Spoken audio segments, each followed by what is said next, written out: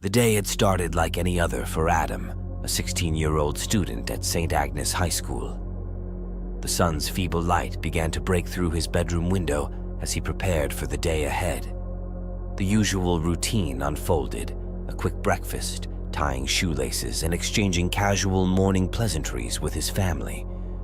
Little did he know that this seemingly ordinary day would descend into a nightmare.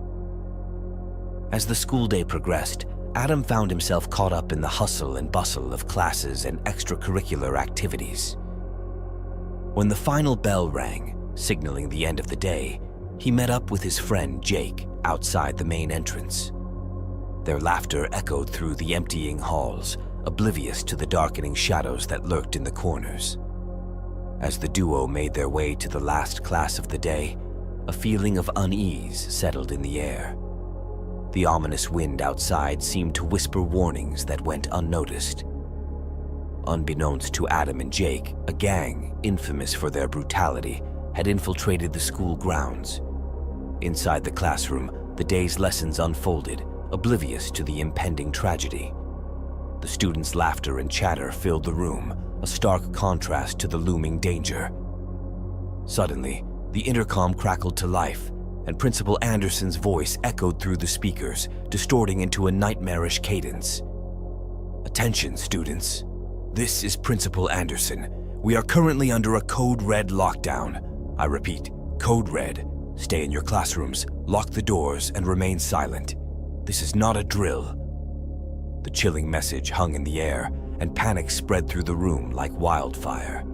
Adam's hands trembled as he fumbled to lock the classroom door, the metallic click resonating like a harbinger of doom. The gang had already infiltrated the school, and the once familiar walls had transformed into a labyrinth of terror. The principal's voice returned, this time more haunting than before. "Do not attempt to leave your classrooms. The police are on their way. Stay hidden. Stay silent." As the distant sirens grew louder, hope flickered in the hearts of the students. Little did they know that salvation was still a distant promise, and the nightmare was about to unfold in ways that would scar them forever. The muffled scream from the hallway shattered the fragile illusion of safety. Panic surged as the gang's presence became undeniable. Adam clutched his phone, seeking a lifeline to the outside world, but the screen remained blank, a cruel reminder of their isolation. The door shuddered under a sudden impact, and the room plunged into chaos. With a deafening crash, the gang burst in, masked figures wielding weapons, their eyes void of mercy. The once secure classroom became a battleground, and Adam watched in horror as his friends fell victim to the merciless onslaught. Cowering in a corner, Adam witnessed the brutality, the room tainted by the metallic scent of blood. The gang retreated into the shadows, leaving behind a scene of unimaginable horror. The once vibrant school had become a graveyard, echoing with the sobs and whispers of despair. As the police finally breached the school's defenses, Adam was left to grapple with the trauma of that night. The survivors emerged from hiding places, their eyes haunted by the atrocities they had witnessed. St. Agnes High School, once a symbol of learning and camaraderie, now stood as a chilling testament to the fragility of innocence. In the aftermath, the community grappled with the aftermath of the tragedy. Adam, forever changed by the night's events, carried the weight of survivors' guilt and haunted memories. The whispers of despair lingered in the shadows, a chilling reminder that even in the sanctuaries of education, darkness could descend, leaving scars that time may never fully heal. Mark, weary from months of relentless work, decided to take a much-needed vacation to visit his family's remote cabin. The drive was long, winding through dense woods that seemed to stretch on forever. By the time night fell, his exhaustion reached a breaking point. The tires hummed a hypnotic rhythm as he navigated the forested labyrinth. The desolate rest area he stumbled upon seemed like a haven for a restless traveler. The air, however, was thick with an unsettling stillness. Desperate for some reprieve, Mark reclined his seat, hoping to find solace in a few hours of sleep. The inky blackness of the night surrounded him as he descended into the clutches of a restless slumber. A subtle creak startled Mark awake, his senses on high alert. The rest area, once abandoned, now pulsated with an otherworldly energy. Whispers like malevolent spirits seemed to permeate the air, conversing in an unknown language. Mark strained his ears, and that's when he saw them. Shadowy figures emerging from the darkness, each adorned with grotesque masks that twisted their features into nightmarish expressions. Fear gripped Mark as he observed the intruders, armed with an eerie assortment of weapons that gleamed ominously in the scant moonlight. Knives, chains, and tools hinted at a malevolent purpose beyond mere theft. The whispers grew louder, revealing sinister plans that sent shivers down Mark's spine. Panic surged as he realized the gravity of the situation. These weren't ordinary thieves. They were orchestrating something far more sinister. In the oppressive darkness, Mark moved cautiously, finding refuge in the shadows. The whispers intensified, creating an unholy symphony that echoed through the rest area. It was a surreal nightmare, the air thick with palpable malevolence. As the masked figures closed in, Mark's senses heightened, every nerve on edge. The night seemed to stretch endlessly as he contemplated his options. Just when the darkness threatened to consume him, the distant wail of an approaching ambulance shattered the silence. The masked intruders recoiled, their predatory stance giving way to frantic panic. They melted into the shadows, disappearing into the night as if they were never there. The ambulance's flashing lights cast an ethereal glow over the scene, inadvertently rescuing Mark from the brink of an unimaginable fate. Mark waited in the darkness until the echoes of the fleeing intruders faded away.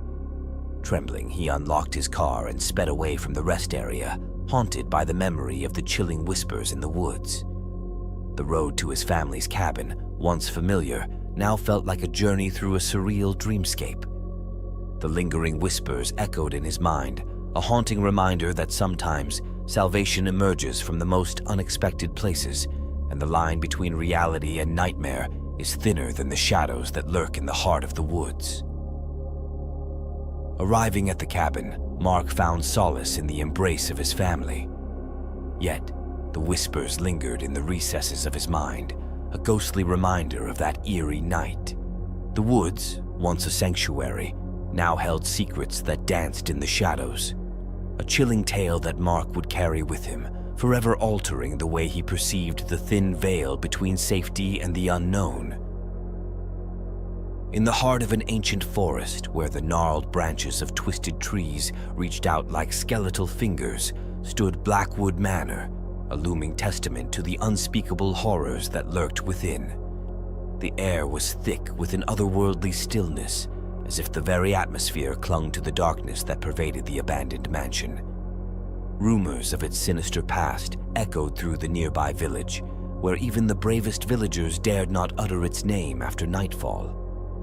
A group of friends, their youthful curiosity piqued by the macabre tales surrounding Blackwood Manor, embarked on a chilling adventure. As they approached the rusted gates, a spectral mist seemed to crawl up from the ground, tendrils of ethereal fog reaching for them with icy fingers. Unfazed, the group pressed on, the crunching of leaves beneath their feet the only sound to pierce the eerie silence. Once inside, the mansion greeted them with a symphony of creaking floorboards and the distant moans of unseen specters. The walls bore witness to faded portraits of a forgotten lineage, their eyes following the intruders with an unsettling intensity. The air hung heavy with the scent of decay, the mansion seemingly exhaling the sins of its past into the lungs of the living. As the clock struck midnight, the grand hall came alive with shadows that danced grotesquely on the walls. A distant wail, echoing through unseen corridors, sent shivers down the spines of the friends. The temperature plummeted, and the ornate chandeliers above swayed with a ghostly momentum, as if the very essence of the mansion recoiled at the intrusion. Seeking refuge, the group gathered in the grand hall, surrounded by towering marble statues that exuded an otherworldly malevolence. The portraits lining the walls seemed to contort into sinister grins, their eyes now void of any semblance of humanity. An oppressive whisper filled the room, recounting a tragic tale of betrayal and doom that had befallen the family that once called Blackwood Manor home. Undeterred by the escalating sense of dread, the group ventured into the mansion's forbidden depths, a hidden chamber concealed behind a time-worn tapestry. Unbeknownst to them, this chamber served as a mausoleum for the malevolent spirit that dwelled within. The temperature dropped to bone-chilling levels, and the walls seemed to ooze with a thick, viscous substance that clung to the living like a sinister embrace. In the heart of the chamber, the friends unwittingly unleashed a ghostly figure, a tortured specter that materialized before them with a ghastly glow.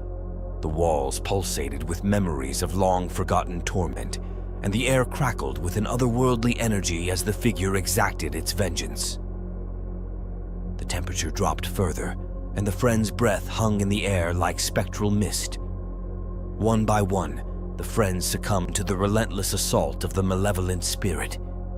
Their anguished screams, interwoven with the spectral wails of the mansion, created a dissonant symphony of suffering. Blood materialized on the walls, oozing like liquid shadows as the very essence of the mansion seemed to consume the life force of the intruders. As the night wore on, the lone survivor, haunted by the gruesome scenes of their friend's demise, sought refuge in the mansion's forgotten corners. The walls seemed to pulsate with an otherworldly heartbeat, and shadows congealed into grotesque shapes that seemed to writhe with malevolent intent. In a final confrontation, the survivor faced the vengeful spirit, a manifestation of anguish and betrayal that sought to drag the intruders into the abyss of its own despair. The room quivered with unseen forces as the survivor pleaded for mercy, their breath forming spectral clouds in the frigid air. Amid the pulsating shadows, the survivor uncovered a long-forgotten relic, an amulet adorned with ancient symbols that seemed to resonate with the tortured spirit. As the amulet touched the ghostly figure, the mansion convulsed with unseen energies. The air filled with a blinding light, casting elongated shadows that seemed to claw at the walls. When the light subsided, the mansion stood silent, devoid of the spectral presence that had bound it for centuries. The lone survivor, marked by the harrowing ordeal, emerged into the dawning light, carrying the weight of the mansion's dark history. News of the group's disappearance spread through the village, and Blackwood Manor, now stripped of its spectral inhabitants, stood as a grim monument to the horrors that lurked within. The forest, once draped in the twilight of malevolence, seemed to whisper its gratitude, as if the very trees acknowledged the survivors' bravery in breaking the curse that had ensnared Blackwood Manor for generations. The mansion, once a beacon of dread, now stood silent, its secrets buried in the annals of a nightmarish history, and the echoes of the friends' screams lingering like ghosts in the shadows.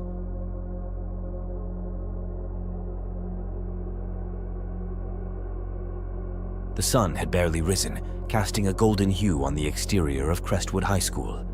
The morning air buzzed with the usual energy as students chatted animatedly, their laughter echoing through the hallways. The atmosphere was filled with a sense of normalcy, the promise of another routine day. Little did they know that the sunlit corridors would soon become the stage for a horrifying ordeal that would be etched into their memories forever. As the morning progressed, the routine was shattered by an alarming announcement that sent shockwaves through the school. Principal Henderson's voice, usually calm and reassuring, quivered over the intercom. "Attention, students. This is Principal Henderson. We are under a Code Red lockdown. I repeat, Code Red. Please follow all lockdown procedures immediately." Panic gripped the building like a vice. Students, guided by teachers, hurriedly shuffled into classrooms, the urgency palpable in their movements.